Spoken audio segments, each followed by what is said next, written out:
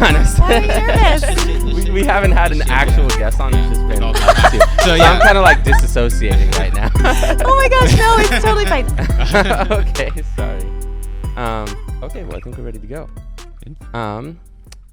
Well, thank you for coming. This is the 5th episode of Magnolia House. We're here with Sarah Yerden of Catholic Charities. Yeah, do you want to just say a little bit about your what you do and what your title technically would be? Sure, absolutely. So my name is Sarah Yerden, and I have been with Catholic Charities for just over 3 years now, and I'm the Director of Marketing and Communications. So I handle all of our marketing, communications, and our public relations. Oh, awesome. We just wanted to talk about some of the services you guys offer, maybe some that people typically wouldn't even know about. I'm familiar with like Sister's Haven because my sister used to live in those apartment complexes. And yeah. Catholic Charities has been around in this community since 1912. Wow. And we have 16 programs. And last year we served over 74,000 people throughout the 13 counties of Eastern Washington. So that is our service area. Nice. And our programs really range from serving, infants in our childbirth and parenting assistance program and St. Anne's Children and Family Center, all the way up to our senior services that, provide services for seniors such as transportation to doctor's appointments, grocery stores, helping with household chores and yard work so that they can live with dignity in their home. Wow. I think one of course, people are very familiar with our housing program. Mm-hmm. So we have 29 properties throughout our service area, and they serve families, individuals who are experiencing homelessness, seniors, veterans, individuals with disabilities. So a lot of times folks just think it's the apartments downtown. Yeah. And it's really so much more. We believe that every family, every person deserves the dignity of sleeping inside, having a warm meal, getting access to a shower. And so that's why at the House of Charity, we're a low barrier shelter that's serving everyone in need. So we are a housing first organization. And so basically what that means is that we believe that before anyone can solve problems like, finding a job or getting childcare or connecting to resources that are available to them, if they don't know where they're going to sleep at night, if they don't know where their family is going to sleep at night, how can you go to a job interview if you're carrying a backpack and your suitcase that has all of your belongings? Right. And I think one of the programs that folks really don't know about is our integrated case management. So our properties are permanent supportive housing properties, which means that people, once they move in, if they choose to, they can live there forever. And that can be their forever home. Yeah. And we embed wraparound services on our properties to ensure that people are surrounded by supportive services. And sorry to interrupt you. What was that program called, though? Where integrated case management. So on our properties, we have case managers helping people. We have supportive employment. We have counseling. We have, substance use disorder assistance. And we, at some of our properties, we have, paint, pre-COVID, of course. Yeah. But, we have, there's gardening clubs and painting clubs. And, it really is building community, making people feel a part of something. And that's, that's going to give them purpose, and that's going to want them to contribute and to be a part of that community. Nice. So I know Catholic Charities is also a national organization as well, or is there just a separate kind of entity that's a national and then there's a specific local chapter, or how does that kind of work in terms of the structure? So Catholic Charities USA is an advocacy group. So they do a lot of lobbying in DC, and they also provide services. But every diocese is going to have a Catholic Charities arm, which is going to do the social service work in that community.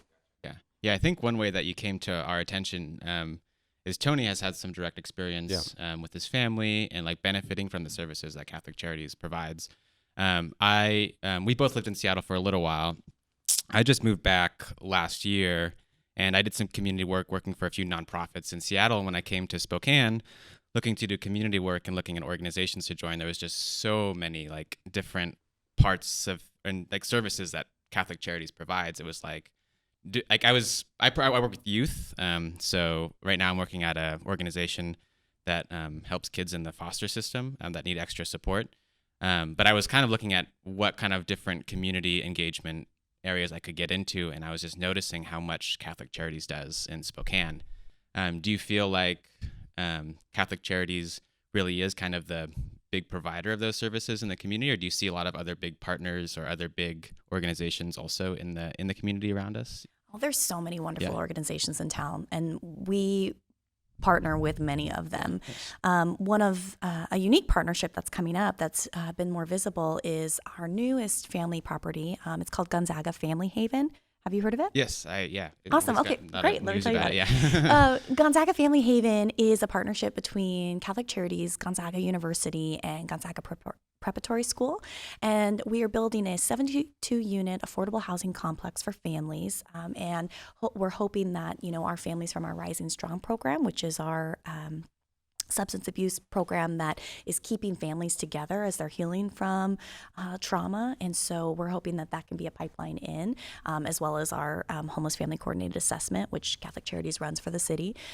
But at Gonzaga Family Haven, it's going to be located on the corner of Foothills and Hamilton, so right next to Gonzaga Prep. That's right, where I used to live. And We both used to go to Gonzaga. We both went to Gonzaga Prep as well. Oh, Yeah. awesome. Yeah. What year did you graduate? 2009 for me. Yeah. Oh, okay. Awesome. So at Gonzaga Family Haven, I mean, it really is almost like just adding another park in the Logan neighborhood. I mean, the property is going to be state of the art. There's going to be there's 60,000 square feet of green space. Wow. There's going to be multiple parks, a splash pad, a community garden, community kitchen, and the whole idea is that we're providing, of course, those wraparound services that I mentioned earlier, but also Gonzaga Prep and Gonzaga University students are going to be embedded volunteers there. So it's going to be long-term projects that we're going to be working on to support that community. And did you say you were volunteers from Gonzaga Prep? Mm-hmm. Is that? That's perfect. Yeah, so it's really, just with the close proximity, and it's really interesting actually. There's where it's built, so it's kind of it's built on the corner here, and there's a building right here that faces the baseball field actually. So like if you live on that side of the building, you could look out and watch baseball games. Oh, that's we're actually going to cool. have to build, I was told we're going to have to build a big net. Oh, So yeah. foul balls Just- and yeah, stuff, yeah, we'll have some to make breaks I sure. wish that windows. existed when I was a kid. I literally lived 3 blocks from that spot. I think I've seen it being built down there. It's under construction right now. Yeah, and that used to be a big vacant lot. I think Yeah. it was used to just be extra parking. I know for, exactly. all the We games purchased and it from the stuff. city. Oh wow, nice. Yeah, in That's 2 blocks 2019. from G Prep. Yeah. Or on almost a up, block. It's Yeah, on like the a block. campus Yeah, practically, yeah. yeah. That's so cool. Yeah, because I remember there's a lot of you have to do. People volunteer a lot in high school, so that lines up perfectly. But I also love the bottom up format, the way you guys work, because I think a lot of the issues generally with people experiencing homelessness is it's the lack of a place to stay. They're often struggling with substance abuse. They can't get a job, and then one of the worst things is that they get help until they're kind of on their feet, and then they're dropped by a lot of these places, which I think is cool that you guys allow them to potentially stay at those spots indefinitely. Absolutely. Well, and we want to support folks, even after they're leaving our program. So, for example, St. Margaret Shelter, which is a transitional shelter for families. So, the House of Charity is an emergency shelter. It's you check in each night, whereas St. Margaret Shelter, it's a longer term stay depending on the family, and they're assigned case managers, and they work with those case managers. And it's not Catholic Charities really, we're not a savior here. Yeah. People know what's best for them and for their families, and so we really are walking alongside them, empowering them, and providing them with resources that they can move forward in their lives. But at St. Margaret's Shelter, we keep in touch with our alumni, and the alumni can still come and access the food pantry that we have there. And we have a little shop at the bottom. It's called the Pearl. And so it has, it's set up very kind of like a little boutique. It's very cute that people can come down and, they're not they don't have to pay, but they can come down and get, different clothes if maybe they have an interview. And I think just that dignity piece, providing dignity to people, so that it's not just, oh, what size are you? You're a size 8, and you need three large shirts, and you need 2 medium pants, or whatever, and you're given a bag. And just, I hope, whereas here it's like, no, it's kind of, it's providing that dignity piece and going down and picking out what you like and picking out, what fits your personality, and just, giving people their humanity back. Yeah. What drove you to eventually decide to work with Catholic Charities? So I have worked for faith-based organizations and nonprofits throughout my career. I actually started out teaching. So I went to Gonzaga for undergrad, and then I got a master's in teaching there. And so my husband and I moved down to Arizona, and I taught in a Title I school there for several years, and then I worked at a Catholic high school similar to prep down there. And then when I moved up here, I worked for Gonzaga for a short time, and then Catholic Charities just kind of came up, and it just fit, and it's been wonderful. Sure. Nice. You said Catholic Charities is you said the phrase, it's a housing first organization, where you believe that housing really helps create that foundation for people, which I think is the way that is so helpful to people, and I think is a great way to look at it. Is that something that's kind of been an evolving thing that you've seen, that I guess in your experience with Catholic Charities? Is that like a newer or evolving kind of idea, or is that something that Catholic Charities has always had in terms of their mission or their belief system and how they or how you implement your services?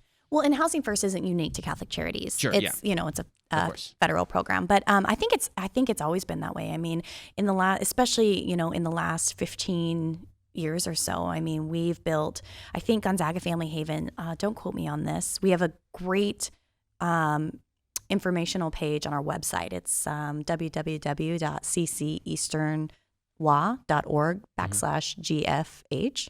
Gonzaga Family Haven. I know it's a lot. We can put that on the screen. That'd be great. Yeah.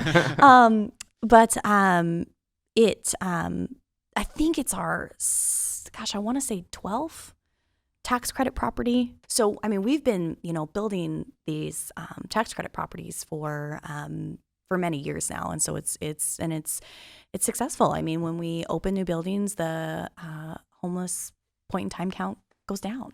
Yeah. For people experiencing chronic street homelessness. So, it's just something that, we're going to continue to do. And our CEO, Rob McCann, always says, we're going to continue building until every man, woman, and child has a place to sleep. We're just going to continue. Which that's a daunting task in any semi-big city. I feel like the problem just gets bigger and bigger. And I was speaking to somebody who was working at Sisters Haven, and she said since COVID, it's just been even more difficult to help anybody. Everybody's locked in their house. There's a lot of people with disabilities, a lot of people with substance abuse, a lot of people losing their jobs. Have you noticed any effects as of the start of the pandemic? Well, I mean, of course. And it's not just people that are, living at the poverty line. It's everyone. Everyone has been affected by this. People who have good jobs and 2-car garages. I mean, and they're impacted. We have, especially in Spokane right now, just this insane skyrocketing home market. And so people that have, double income and good credit and are able to put down a large down payment are not able to purchase homes. Yeah. And so when you have people, people that normally can find homes and purchase homes, when they're having a problem, that just trickles down. So those who are already struggling, it's going to be 10 times worse. Yeah. And I think just, mental health, I mean, for everyone, this has just been such an incredible year. And so, it's been difficult on everyone, I think. And, especially folks who were struggling beforehand. And so we're really trying to make a coordinated effort to reach everyone and to make sure that they have the supports that they need at this time. So what does somebody do if they are a person experiencing homelessness? What is the first step in contacting Catholic Charities and trying to take advantage of the services you guys offer? Sure. So of course, as I mentioned before, the House of Charity are low barrier shelters. So anyone, any condition can always come there as long as they are respecting the staff, other clients, and themselves. So there's basically two ways that you can enter into affordable housing in Spokane. So we have the Homeless Family Coordinated Assessment, HFCA, which is operated by Catholic Charities. And basically it's a triage of support and to move into housing. And then actually SNAP runs the one for individuals. Yeah.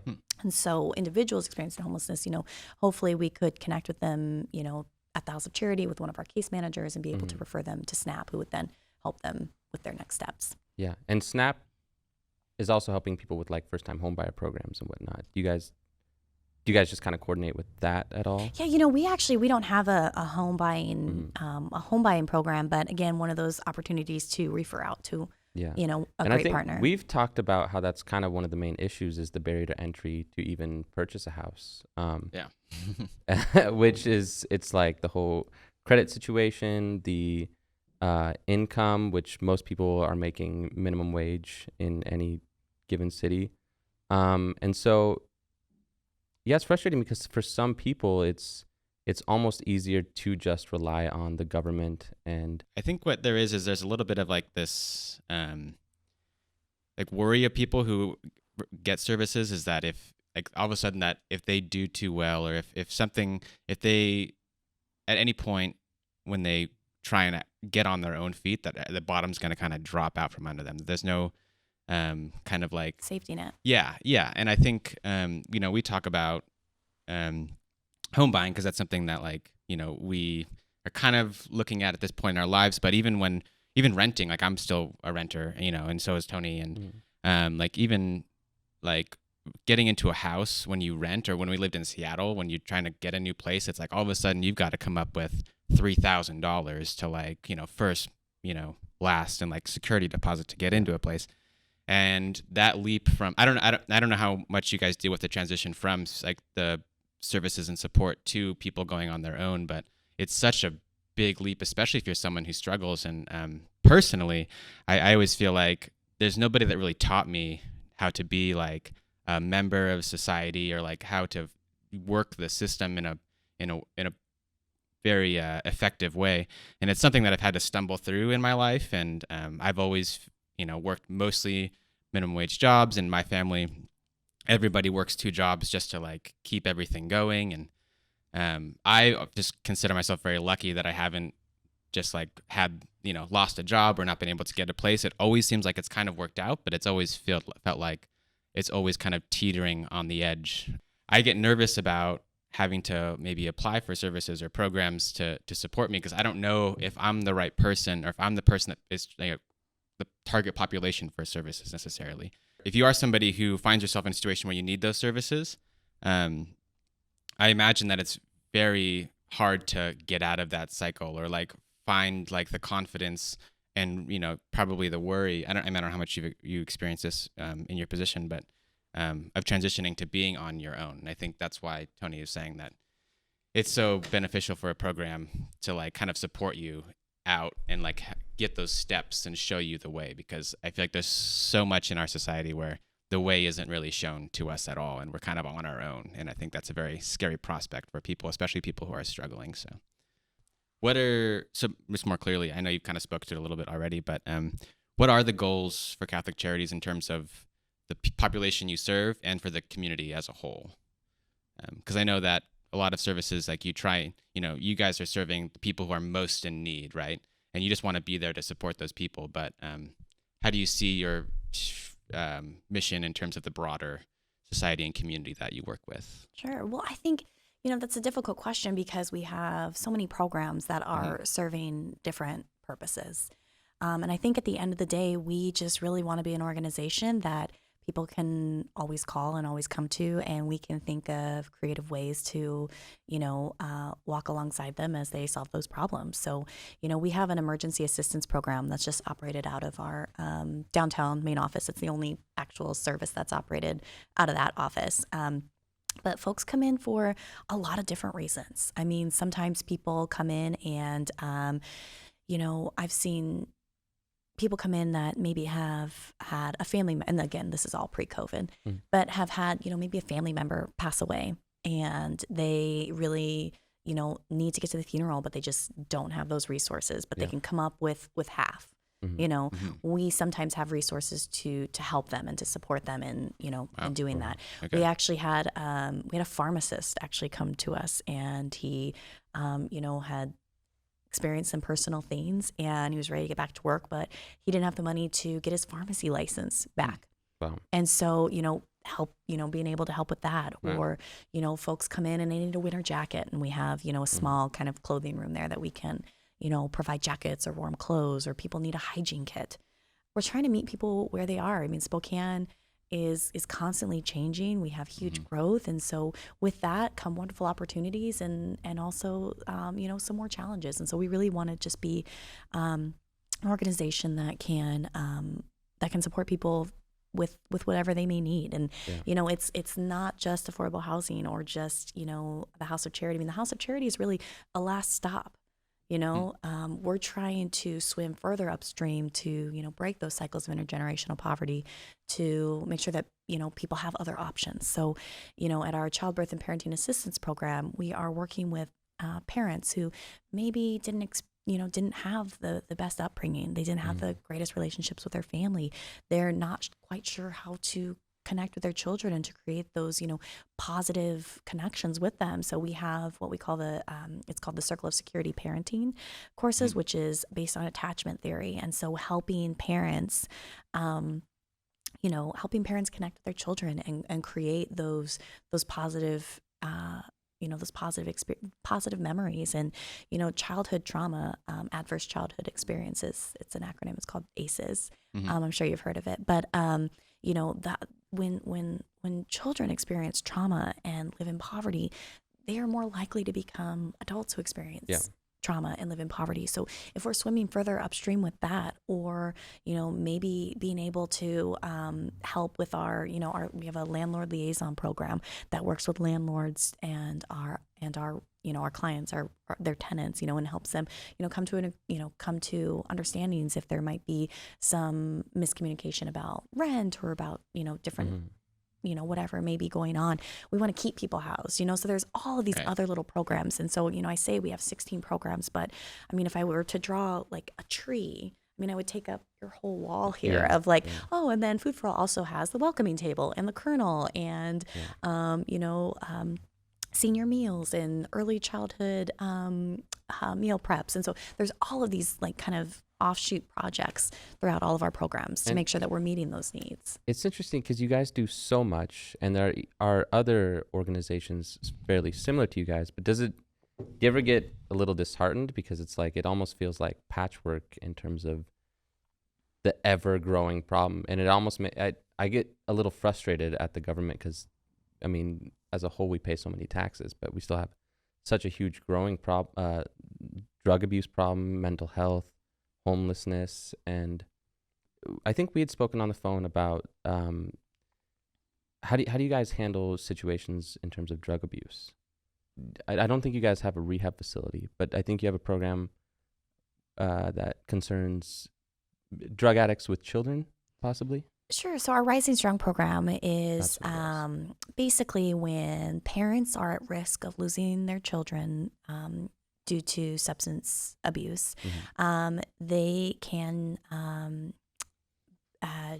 choose to enter the Rising Strong program. And so basically what the Rising Strong program is, instead of separating the children, which causes those ACEs that I have talked to you about and more trauma, it keeps the family together on site 24/7 facility. We work with, the individual, so a lot of times it's families that come in. So we'll do individual counseling for the parents and then individual counseling for the children and then family counseling. And they do classes all day about, the counseling, of course, and then they're all focused on their individual plan for substance abuse, and so that's outsourced. We work with a lot of different community partners with that, and so it's really, it's keeping families together, and it's amazing. We've spoken to quite a few families out there, and just the trauma that they've all experienced as a family, but then being able to be together and being in a safe environment that they can bond with their children. We bring the Circle of Security parenting class and instructors out there. So as I mentioned, trying to connect people with multiple resources within Catholic Charities. It's a beautiful thing. I mean, parents, the love that you have for your children is just so deep. And sometimes it's the only incentive to even get clean. I know it is with my sister. When I spoke to her, she said the Rising Strong program was the number one thing she wants. She's still struggling, but she said that's the number one program she wanted to get involved with. I think because you guys have programs that you can turn to after you get out of that. Is that true? They provide housing and whatnot? Yeah, afterwards? So you'll be, and every situation is different. So I don't want to say something and be an absolute, but, definitely work to get people housing afterwards. I mean, there's no point in going through this 12 to 18 month program and then where do you go? Yeah. Do you go back to old friends? Yeah, that maybe might not be the best. No, we want to connect them. I actually met with a family at Pope Francis Haven last week, and she actually had finished the Rising Strong program in 12 months, which is, I mean, it's usually a bit longer. It's a 12 to 18 month program. It's 12 I was going to say 12 months is pretty it's heroic. Of course it is. I mean, that's a huge accomplishment. Because that is, it is a sober environment, and that is, a requirement. But it was really amazing. I met with her on last week, as I mentioned, and she entered the Rising Strong program last year, and then to the day, signed her lease for Pope Francis Haven, which is our family property. 72 unit property for families, affordable housing for families out in the valley. And so just hearing her story and just, she was just, she said this is her second chance to be a family. And she said her and her boyfriend both, really, really worked the program and, wanted a new life. And her boyfriend has a job now, and she has two sweet, cute little girls. And at Pope Francis Haven, where we were talking, it was really funny because there's like an indoor playground, and so the little 4-year-old girl was just like running around, like having the best time. And then she has, I think, like a 14-month-old, so she wasn't really walking yet, just kind of crawling everywhere. And just watching this and watching her just light up when she talked about her family and her children. And it's like, gosh, that's, hearing stories like that and talking to people, I think that's the biggest thing. It's like everybody has a story. We can make so many judgments just by looking at someone when we drive, under the Brown Street Bridge. Yeah. We can have so many assumptions about people and about, this is why they're this way and they should be able to do this and they should be able to do that. And, we don't live in their world. Well, we don't live in their world, and we also don't live in, an equitable world. People have different privileges and are born into families that have different resources than others. And people, they'll just pull yourself up by your bootstraps. I mean, that's not a real thing. Yeah, and it's not possible for everybody. It's not. It's not. And so I think that we really, need to be mindful of that and just remember that, these are people. They're people, and they have stories, and they have lives, and they have families, and just remember that as people are thinking that this is ruining our city. I mean, we need to get to the root causes. I think before you make a judgment, whether it's about a person or about an organization and what you think they may be doing or enabling people. I mean, there was a lot of folks say, well, Catholic Charities is just, they're just warehousing people. And I have, that's one of the tropes that people throw around. Sure, and it's like we're just giving people keys to an apartment that have experienced. So in our downtown properties, I just got this number last week actually. In our downtown properties, so Buter Haven, the Marilee, Schweitzer Haven, Jacqueline Haven, Hanson Haven, which are, by the way, only 250 units out of the 9,100 apartments that are downtown. Oh. So to say that Catholic Charities is like overcoming, I mean, let's look at the numbers. But on average, people had experienced homelessness for 5.7 years. Yeah. And so to say that we're just giving keys to somebody and just saying like, good luck. Mm-hmm. I mean, that's That's ridiculous. Right. Of course, we're not doing that. Not only are we providing those wraparound services that I mentioned, but we're helping them create a home. So when people move into our buildings, they have a welcome basket, and they have sheets, and they have bedding, and they have dishes, Dignity. and they have a shower curtain. How are you going to take a shower in your new apartment if you don't have a shower curtain? It's going to get wet, and then there's going to be a whole mess, and it's a whole thing. So it's like even these little things that we don't think about, but just a shower curtain and people's ability to walk into their home, their home that they could stay in if they want to. And some people do, and some people move on. But to be able to close the door, to have that privacy, to cook a meal in your home, to sit and to watch a show, or read a book. I mean, that's really what we're trying to create. The housing program, it's typically income based, right? So depending on if you're unemployed, at least at Sisters Havens, I know it was, if you're unemployed, it's rent free. And then depending on how much you make, it goes up by a certain percentage. It varies. Yeah. And how do people typically, if they want to either become part of the community or donate or support Catholic Charities, are there any, what avenues would you suggest? Sure. So there are a lot of ways to get involved with Catholic Charities. So, donations, we always take in-kind donations. We have on our website, we kind of have a wish list section that has kind of items that our programs are in need of at this time. And right now, COVID times, we have a contactless bin in front of our main office at 12 East 5th Avenue that people can drop items. I mean, we take non-perishable food and, clothing, small household items, all of those types of things. And of course, monetary donations, it makes a huge impact on our organization and, our ability to serve those 74,000 people each year. I mean, there's so many different ways. And, Catholic Charities is really a yes organization. We say yes a lot of times, and then we're like, okay, now how do let's figure out how we do this. Gotcha. Nice. There's a lot of the people that work at Catholic Charities. Is a bulk of it volunteers, or is it mostly people that are staffed at Catholic Charities? Or so we have pre-COVID times again. We have 375 employees and 6,000 volunteers. Wow. So we really could not do our work without the amazing support of the community. Okay, that's amazing. Wow.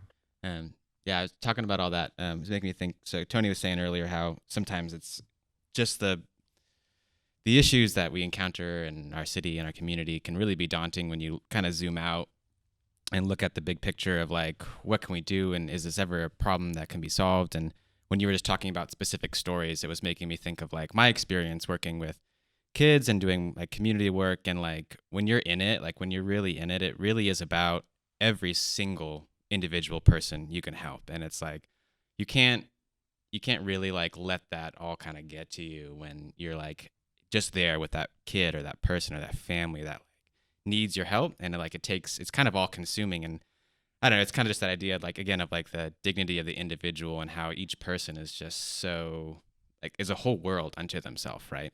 And every bit you can do is definitely just a huge win, right? And I think that has ripple effects too. If you, especially in terms of the woman who has children, you're saving those children from a life of basically everything that she went through. Well, we really didn't save her. I mean, she did the work, right? We provided an opportunity and a resource through Rising Strong, and she made that happen. I mean, as you mentioned, 12 months. Whoa, what a feat, right? But I mean, she did that, and she put in that effort to work with a case manager, and really, we're walking alongside. We are not walking in front. We're not saving anyone. We are empowering them to make. Just providing resources. I feel like there's some religious metaphors that you could throw in there. Walking alongside. Jesus walking alongside. Well, I mean, it's really so, we are not the saviors. Yeah.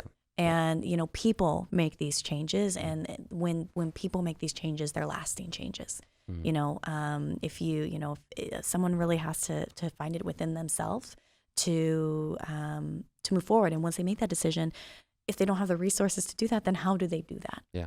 That's a good point. Yeah. It makes me think so much about working with kids, and that you can like tell a kid and basically train a kid to do something, but it's so much different when you see that kid have that spark of like, this makes sense to me now, and this is what I want to do. And this is like, that's when you see those changes, it's really just magical in a very different way. And I think, a lot of it goes to, the problems that we see. And I think that's why people criticize, like, are you just doing, the treating the symptoms and all these things. And I don't know, it's tough to say if we see these problems and there's just more and more problems growing, or if, like you guys are doing so many different services and so many different things. And what it really sounds like to me is that, there's this evolving idea of the services people provide, and that it's not just that there's more and more to do, it's that there are just more and more ways we can tackle it, right? Because it's not just about, giving this person a home or feeding this person or like giving them some sort of, particular need. It's about finding where the causes are and going, like you said, upstream and figuring out where in our society, like these real issues lie. And that's where there's more and more work to be done, because of just our understanding has changed of the issues at hand. And not, I definitely think, with a city like Spokane and it's growing, and, we definitely lived in Seattle for a while, and you see the issues that have already like grown to such a point where our understanding was less. I always hope that in a place like Spokane, as a city grows, that we can kind of get ahead of those issues, and hopefully our new understanding can affect the way we interact with them. Well, and I think it's about, creating those opportunities. That's not, that you mentioned, that's providing a home that people can then move forward with their lives. But it is also meeting those immediate needs, and, providing a bed for someone to sleep in, and, providing a shower, and, a locker, a safe place to store your things. And, those little pieces that, I think so often, are taken for granted.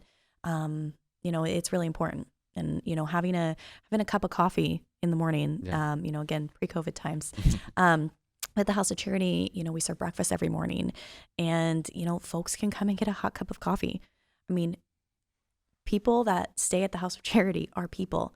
Yeah. And I can't function in the morning without a cup of coffee. Right. I can't, and so, just providing a space, providing a space that people can be treated with respect, be treated as a person, and that goes a long way. A cup of coffee goes a long way.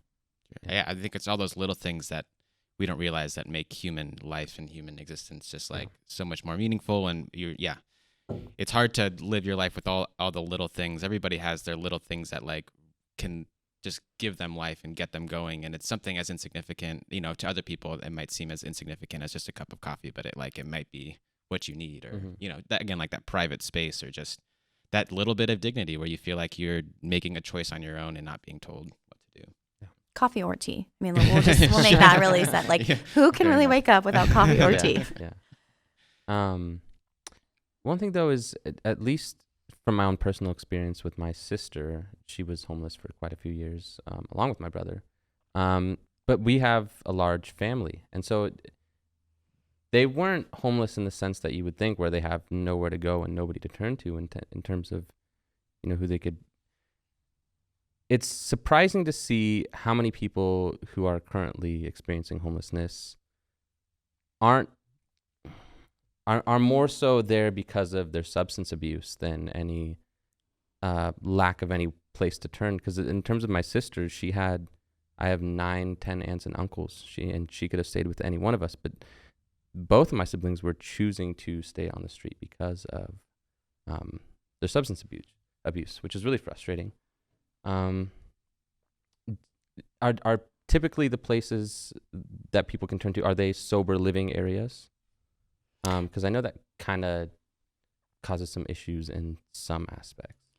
Well, and I think it's as you mentioned earlier, right? It's a combination of things. Mm-hmm. So there's mental health challenges, there's substance use challenges, and I think that if someone is in the throes of addiction, to be able to pull yourself out of that, I can only imagine how hard that is. One of the most difficult things, yeah. What was that? It's one of the most difficult things, yeah. So, being able, so I think that, where's the line drawn when it's your choice then, and kind of just, experiencing that in that moment. And I think that, you really hit another really great point is, what does homelessness mean? Mm-hmm. So often we just think about it as the people that are out on the street with a shopping cart, and Yeah. that individual might be experiencing chronic street homelessness. But I mean, in the same situation, like there's people that are, sleeping on couches or sleeping in their car, families sleeping in their car. I mean, it's so there's so many different ways to look at it, and there's again a very complex spider web of challenges and issues. And I think that at the end of the day, our community needs more affordable housing and more mental health resources and more substance abuse resources. That folks can turn to for help. Yeah. Yeah, it's making me think when you're saying that, Tony. Just like I think it's easy for a lot of people when they hear a story like that, and they look at a small fact of like they quote unquote choose to be homeless because of their substance abuse and their unwillingness to give that up. And I think it's easy for people to write folks off, and be like, well, if that's their choice, then they don't really deserve like anything. I think that's how some people think, and I think the idea of like coming at it from this person is struggling with something else, which is causing so many ripples in their life, and what they still need is that love and support, even though you have to have some faith that like in somewhere like that's not the life they want to be living. Oh right? no, I don't think it's the life that anybody wants to be living. Yeah. Well, and I think too that there's sometimes I think there's not a lot of hope. Yeah. And so at House of Charity, we like to say that we hold the hope for people. Yeah. So regardless of your condition. So there's, our regional shelter system has, different options and places for people to go. So as I mentioned, the House of Charity is low barrier. So anyone in any condition. So we accept everyone as long as you're treating people with respect. We don't allow drugs or alcohol at the House of Charity. But if somebody, has been able to pull themselves out of that addiction and they need, they're still experiencing homelessness and they need somewhere to go, there's other shelters that do require sobriety. Yeah. Yeah. And those are important. Yeah. And those places are important for people. And so it really just kind of depends on, it depends on the person. It depends on their experience, the journey. So it's not just Catholic Charities. It's many other organizations that are supporting folks too. So lots of different ways that people can, move forward if they need to be in a different environment. Just as a kind of a separate question, you mentioned how the National Catholic Charities organization does a lot of lobbying in DC.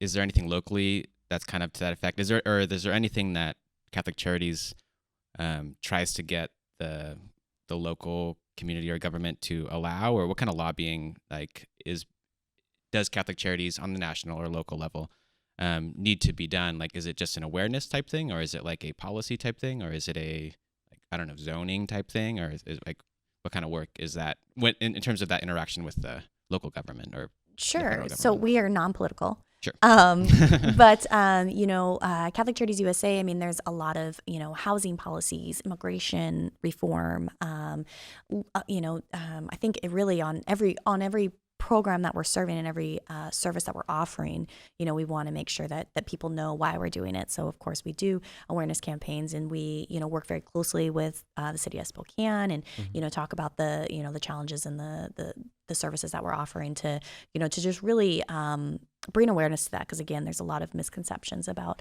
what we do and why we do it. And so, just trying to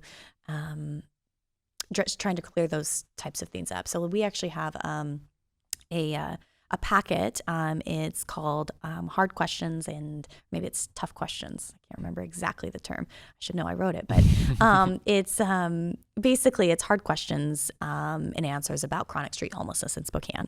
And it's this 15-page packet that's talking about these common questions like are we enabling people, and does how is Catholic Charities serving? What's our housing program like? And so it's answering these, very common questions that we're